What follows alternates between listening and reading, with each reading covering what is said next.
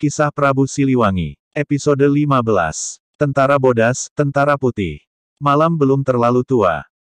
Bulan menghilang di balik awan melahirkan malam yang tenang. Dari sebuah pondok semburat cahaya api dari sela-sela bilik, agak redup tersamarkan kabut malam yang mulai naik menjadikan cahaya yang berkilauan dalam temaram. Prabu Anom Walangsungsang sedang mendapat gemblengan ilmu kanuragan dari Eyang Danuwarsih, yang kini telah jadi mertuanya.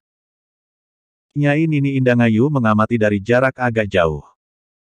Berkali-kali ia senyum-senyum sendiri menyaksikan lelaki pujaan hatinya sedang berlatih. Sesekali ia tengadah melihat langit yang makin menghitam, dihiasi 1-2 kerlip bintang. Ia tertegun melihat luasnya langit. Nini Indangayu menguap. Kantuk menyerangnya. Tapi ia tidak meninggalkan tempat duduknya sebelum Prabu Anom Walangsungsang selesai berlatih. Begitulah hari-hari belakangan ini, ada yang baru dalam kehidupannya, kadang senang tapi tak jarang seperti terkaget-kaget seolah baru bangun dari mimpinya. Betapa tidak, kehadiran seorang lelaki asing yang dalam waktu singkat begitu saja menjadi bagian tak terpisahkan dari kehidupannya. Nyai Nini Indangayu menguap lagi. Angin yang semilir semakin menambah rasa kantuk, akhirnya ia tertidur di tempat duduknya. Sementara itu Prabu Anom Walangsungsang dan Eyang Danuwarsih masih belum ada tanda-tanda akan menyudahi latihannya. Seiring malam makin larut, angin mulai tidak bersahabat, dingin. Menusuk-nusuk kulit, gemintang di langit malam makin semarak, berkelompok-kelompok besar dan kecil. Dari sekian banyak kelompok, ada satu bintang yang cahayanya paling terang. Persis ketika bintang yang jaraknya paling jauh itu seperti mendekat ke arah puncak gunung, Prabu Anom Walangsungsang dan Eyang Danuwarsih baru selesai semedi. Bintang terang itu makin lama makin dekat seperti turun ke puncak gunung. Eyang Danuwarsih tengadah sehingga wajahnya terlihat berkilauan pantulan dari cahaya bintang terang tersebut. Prabu Anom Walangsungsang berdecak kagum dengan pemandangan malam itu. Begitupun Nyai Nini Indangayu terbangun dari tidur ketika matanya merasakan silau diterpa cahaya bintang yang sangat terang. Bintang terang itu seperti mengambang di atas puncak gunung, di atas kepala Eyang Danuwarsih persisnya, jauh dari langit malam. Terdengar Eyang Danuwarsih bicara dengan mata masih terpejam. Malam inilah saat yang baik untuk memberikan cincin pusaka turunan dari Dipati Suryalaga, nak. Ujar Eyang Danuwarsih. Suaranya terdengar agak aneh. Prabu Anom Walangsungsang menatap Nini Indangayu, meminta pertimbangan apa yang harus dilakukannya. Ditatap seperti itu Nini Indangayu malah tersenyum menggoda, lalu mengangguk, membuat Prabu Anom Walangsungsang semakin tidak mengerti. Baik, Kek, Eyang Danuwarsih memicingkan mata. Ia melihat dengan jelas bagaimana salah tingkahnya Prabu Anom Walangsungsang saat itu. Ia kini benar-benar membuka matanya, lalu merogoh sesuatu dari balik kampret putihnya, satu buah kanjut kundang. Kantong itu ditimbang-timbangnya. Angin tiba-tiba menebak kencang dari arah belakang Prabu Anom Walangsungsang, membuat pakaiannya meriap-riap terterpa angin, begitupun rambut panjangnya yang malam itu dibiarkan tergerai. Rambutnya itu menutup matanya sekarang. Ia menyibakkan rambutnya ke belakang, tapi angin menerpanya kembali. Nyai Nini Indangayu diam-diam mendekat, lalu menyodorkan selendang. Dengan selendang itulah rambutnya yang meriap-riap itu diikat. Terima kasih, Indangayu, ucap Prabu Anom Walangsungsang. Nyai Nini Indangayu mengangguk lalu mundur menjauh dan duduk kembali di tempatnya semula. Kau tahu apa kegunaan cincin ini, nak? Walangsungsang menggeleng. Dengan cincin ini kau bisa menerawang untuk mengetahui isi jagat dan 7 lapis langit. Seperti petunjuk yang empunya cincin ini, kau bisa memasukkan apapun ke dalamnya sebanyak yang kau punya, bahkan bisa memuat laut dan gunung, jelas Eyang Danuwarsih. Prabu Anom Walangsungsang tercengang mendengarnya. Sungguh luar biasa. Bagaimana aku bisa membawanya, Kek? Kau tinggal memakainya karena ini telah menjadi bagian hidupmu. Mudah-mudahan dengan perantaraan cincin ini, apa yang kau kehendaki dan rencanakan bisa terlaksana, juga memperdalam ilmu Islam, kecuali keinginan yang berhubungan dengan Rama Prabu, seantara lagi kau sendiri akan mengetahuinya. Prabu Anom Walangsungsang mengangguk takzim, sekalipun ia belum mencerna semua ucapan mertuanya itu. Ia tidak paham dengan kata-kata, seantara lagi kau akan mengetahuinya. Mengetahui apa? Mengetahui ajaran Islam. Lalu apa hubungannya dengan Rama Prabu? Ajian ini hanya pelengkap saja, nak, untuk menolak bala agar kau tidak terpengaruh ilmu asihan dan ilmu pengabaran orang lain, tambah Eyang Danuwarsih. Prabu Anom Walangsungsang menerima semua pemberian mertuanya tersebut diiringi tatapan sang istri, Nyai Nini Indangayu. Garis bawah garis bawah garis bawah garis bawah garis bawah, ilmu pengasihan atau ilmu pelet dalam khazanah dunia supranatural adalah ilmu atau ajian untuk mempengaruhi kesadaran orang lain, sehingga bisa tunduk dan mencintai secara berlebihan pada pengirim pengasihan tersebut. Di dunia kanuragan atau dunia persilatan, ilmu pengabaran termasuk salah satu ilmu yang banyak dicari. Karena bisa meluluhkan orang lain hanya dengan tatapan garis bawah garis bawah garis bawah garis bawah garis bawah garis bawah.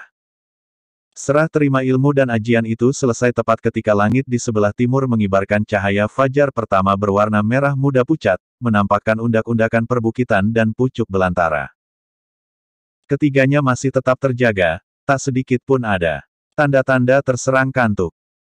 Seperti sudah disepakati bahwa ketiganya akan menunggu di tempat itu sampai fajar menyingsing. Udara mengalir tenang membawa suara-suara binatang hutan dan suara lain yang entah berasal dari mana. Mungkin suara air nun jauh di bawah sana.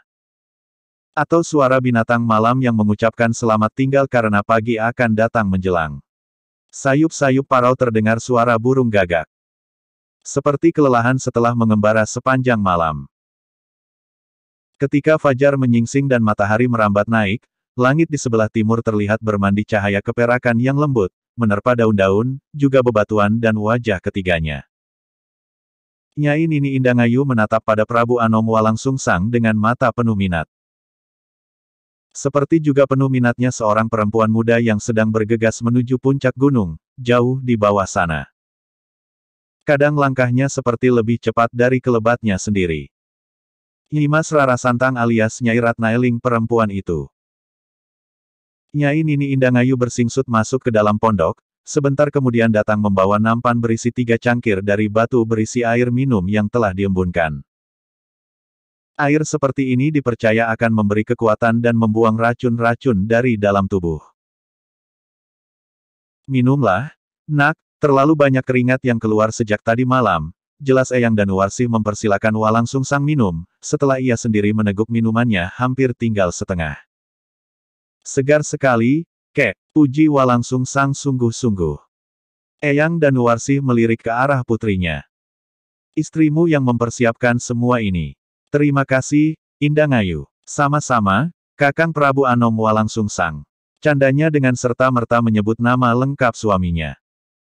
Keduanya lalu tertawa disaksikan Eyang Danuwarsih yang juga ikut terkekeh.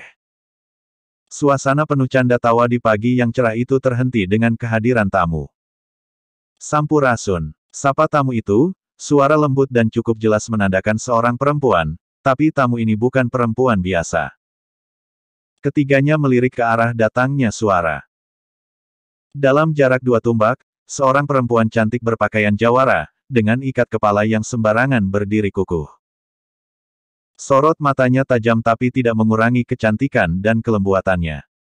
Rampes, putri, jawab Eyang Danuwarsih diikuti oleh Walangsungsang dan Nini Indangayu yang sama-sama memperhatikan pada tamu yang baru datang.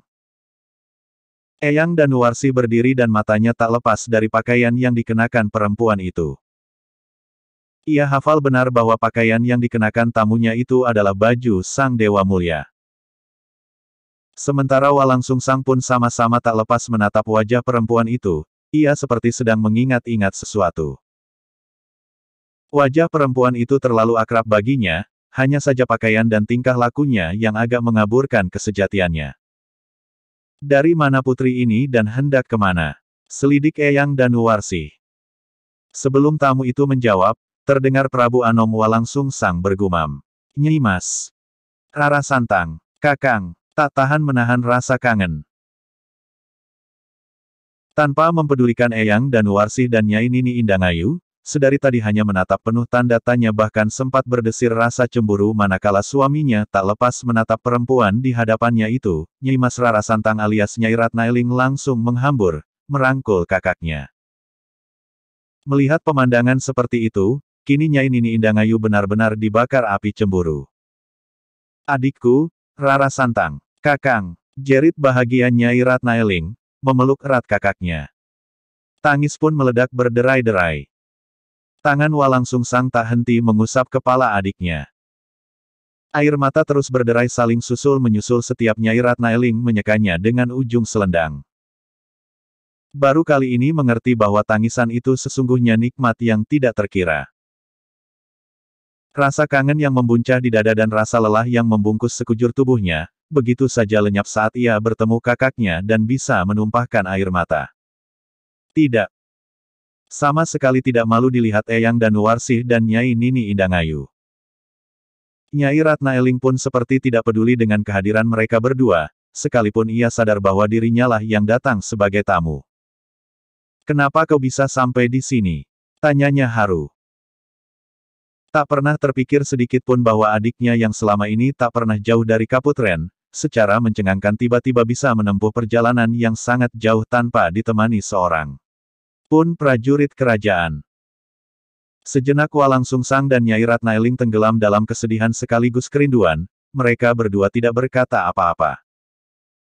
Kakak beradik kandung itu hanya mampu menangis hingga akhirnya Walang Sungsang melepaskan dekapannya. Nyai Ratnailing masih saja memegang erat tangan kakaknya. Bibirnya bergerak-gerak berusaha untuk berkata sesuatu. Akan tetapi, ia tidak berhasil melisankan satu kata pun karena setiap akan bicara. Desakan dari dalam dadanya itu selalu berontak dan memancing air mata untuk terus berderai.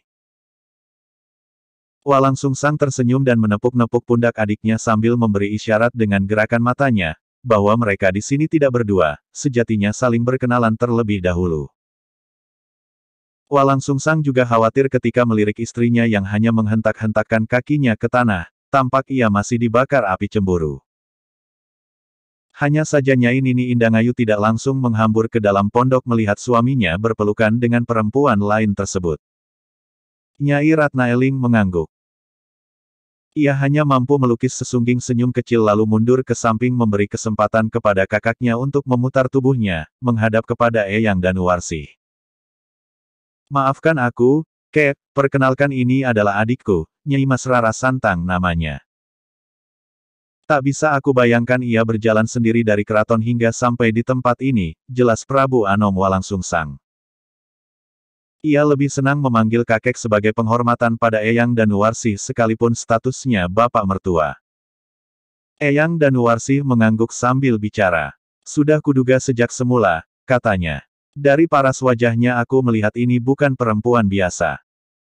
Kau cantik sekali, nak, tapi juga memiliki kekuatan. Dipuji seperti itu Nyai Ratnailing hanya menunduk bersemu malu, lalu menghormat pada Eyang Danuarsih, merapatkan kedua tangan di dada sambil merendahkan kepala. Sementara Prabu Anom Walang Sungsang berjalan ke arah Nyai Nini Indangayu, merentangkan kedua tangannya begitu ada di hadapannya. Nyai Nini Indangayu menunduk malu. Ia tahu sekarang bahwa perempuan cantik yang sempat dicemburuinya tadi adalah adik iparnya sendiri. Kemarilah, Indangayu. Goda Walang Sungsang diiringi senyum mengembang. Nyai Nini Indangayu mundur selangkah dengan wajah seperti ketakutan. Eyang Danuarsih hanya tersenyum melihat laga putrinya itu, lalu menatap pada Nyai Ratnailing dan mengembangkan tangan memberi isyarat agar keduanya cukup menonton saja. Nyai Ratnailing mengangguk diiringi senyum penuh penghormatan. Kemarilah. Nyai Nini Indangayu menggelengkan kepala. Ayo, akan aku perkenalkan pada adikku bahwa inilah istriku yang cantik. Nyai Nini Indangayu menggeleng makin kencang tapi bibirnya bergerak-gerak seperti menahan tawa. Tanpa menunggu terlalu lama, dengan gerakan sangat cepat dan di luar dugaan mereka bertiga, dengan sekali rengkuhan, Prabu Anom Walang Sungsang mengangkat tubuh istrinya lalu dibawanya ke hadapan Nyai Ratnailing dan Eyang Danuarsih. Nyai Nini Indangayu hanya bisa meronta-ronta beberapa saat, lalu diam dan menghambur pada Nyai Ratnailing begitu ia turun dari pangkuan suaminya. Keduanya kemudian saling berpelukan, layaknya dua orang sahabat yang lama terpisahkan jarak dan waktu. "Salam hormat buatmu, Kak," ujar Nyai Ratnailing. "Terima kasih adikku. Siapa namamu?" "Rara Santang, Kak, tapi sekarang aku sudah ganti nama seperti diajarkan guru. Aku memakai nama Ratnailing," jelas Nyai Ratnailing. "Panggil aku Indangayu." Keduanya melepas pelukan dan hanya saling berpegangan, saling menatap. Tangan Nyai Nini Indangayu refleks mengucek-ucek. Kepala adik iparnya penuh sayang sampai selendang yang dipakai mengikatnya terbuka, jatuh ke pundaknya. Keduanya kemudian tertawa. Sambil melepas lelah, Nyai Ratnailing dijamu ala kadarnya. Di pondokan di puncak Gunung Marapi ini, tentu saja Eyang Danuwarsih tak bisa menghormat sebagaimana biasanya penghormatan di Keraton Pakuan untuk setiap tamu yang datang. Tapi dengan penerimaan yang tulus, justru semuanya terasa menyenangkan. Nyai Ratnailing pun mulai kerasan dan hanya menyerahkan pada nasib apa yang akan terjadi kemudian. Setelah bertemu dengan Prabu Anom Walangsungsang, ia bertekad akan mengikuti jejak langkahnya untuk bersama-sama mempelajari ilmu Islam. Tidak ada harapan selain itu. "Aku bahagia kau bisa sampai ke tempat ini dengan selamat, Rara Santang, adikku. Tapi apa sesungguhnya keinginanmu sehingga mau meninggalkan kesenangan tinggal di keraton?" tanya Prabu Anom Walangsungsang setelah adiknya itu cukup beristirahat. Ditemani Nyai Nini Indangayu mereka bercakap-cakap di tengah lapang, di depan pondokan sambil duduk di batu datar yang terlihat hitam mengkilat. Mendapat pertanyaan seperti itu, Nyai Ratnailing tak segera menjawab. Matanya mengerjap-ngerjap seperti membayangkan kembali perjalanan kaburnya dari Keraton Pakuan. "Aku merasa kehilangan kau, Kakang. Itu yang pertama. Kedua, aku mendapat petunjuk lewat mimpi," jelas Nyai Ratnailing kemudian menceritakan perjalanan menegangkan dan melelahkan itu. Prabu Anom Walangsungsang mendengarkan dengan saksama. Begitu pula Nyai Nini Indangayu. Bahkan sebagai sesama perempuan, mendengar cerita adik iparnya itu, berkali-kali Nyai Nini Indangayu berdecak kagum. "Luar biasa, aku kagum dengan keteguhan hatimu, Rara Santang." Nyai Ratnailing. Nyai Nini Indangayu mengingatkan suaminya. Walangsungsang tersenyum. "Ya, Nyai Ratnailing," katanya kemudian. "Bagaimana dengan Kanjeng Ibu? Rama Prabu?" Nyai Ratnailing menggelengkan kepala. Kesedihan tiba-tiba bergelayut kembali di pelupuk matanya. Ia menunduk haru. Rasa kangen kepada ibu dan ayahandanya di Keraton Pakuan serta-merta menyergap. Seperti juga rasa kangen yang dirasakan Ratu Subanglarang dan Sri Maharaja Prabu Siliwangi saat itu. "Aku tak tahu, Kakang," jelas Nyai Ratnailing kemudian terseduh. "Terakhir kali aku melihat Kanjeng Ibu saat aku berdua mengobrol sehari sebelum kepergian 3 prajurit ke arah timur menjemput utusan dari Kandang Wesi. Karena beberapa minggu terlambat mengirimkan upeti. Kau juga tak tahu kabar Rama Prabu?" selidik Walangsungsang. Nyai Ratnailing mengangguk. Hanya dengan satu kedipan, air mata yang sudah menggelayut di sudut matanya itu jatuh berderai ke pipi. Nyai Nini Indangayu menyikut suaminya agar tak meneruskan pertanyaan-pertanyaan yang menggugah kesedihan adik iparnya tersebut. Untuk beberapa saat keheningan tercipta. Nyai Ratnailing dibiarkan beristirahat ditemani Nyai Nini Indangayu, sementara Prabu Anom Walangsungsang terus mempelajari kitab-kitab kuno dalam lembaran-lembaran kulit tentang berbagai ilmu, baik dalam bentuk syair maupun ungkapan-ungkapan simbolik. Dalam mempelajari sesuatu Prabu Anom Walangsungsang bisa lebih mudah menyerap. Keteguhan memegang prinsip dan semangat pantang menyerah itulah sesungguhnya yang sejak kecil sudah terlihat menonjol pada Prabu Anom Walangsungsang. Hal ini pula yang membuat Sri Maharaja Prabu Siliwangi merasa yakin, Prabu Anom Walangsungsanglah sebagai penerus tahta Pajajaran kelak. Terlalu banyak berharap pada Prabu Anom Walangsungsang itu pula yang membuat Sri Maharaja Prabu Siliwangi begitu terpukul manakala mengetahui putranya itu memilih keluar dari istana daripada mengikuti perintahnya agar tidak macam-macam dalam memilih keyakinan. Untuk Sri Maharaja Prabu Siliwangi, ajaran Jati Sunda sudahlah sempurna. Kalaulah ajaran selam itu adalah bagian dari kepercayaan leluhurku atau akan memperteguh keberadaan leluhurku, tentu saja untuk mempelajari ajaran baru itu, putra mahkotaku tak harus meninggalkan istana.